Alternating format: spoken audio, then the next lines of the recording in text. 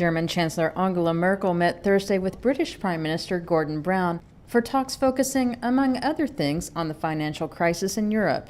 Both leaders are facing important elections in the coming month, and they're among a handful of European leaders whose popularity ratings have been tumbling as economies continue to slump. That situation impacts the workings of the European Union as a whole.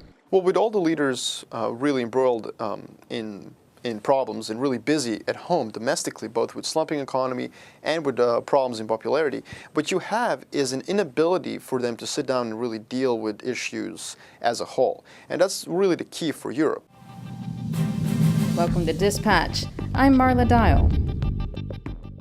Among the major powers in Western Europe, it's tough to find a leader who's not struggling at home.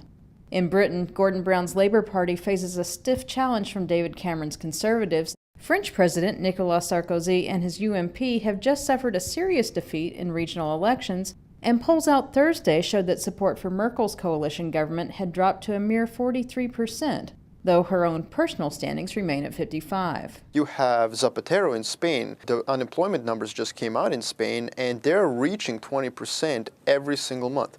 And that's a problem for him as well. As a matter of fact, the only leader on the European continent that's doing well right now is Italian Prime Minister Silvio Berlusconi, which is not something anybody would have forecast 6 months ago when he had legal problems with all sorts of allegations of misconduct. And that's an indication that things are not going very well for all of them as a whole. The problems faced by individual leaders are adding to the strains on the EU, which is already severely stressed by the financial crisis in Greece. This is not something that's going to be temporary, because the economy is not really going to pick up the way it has at the beginning of the last decade.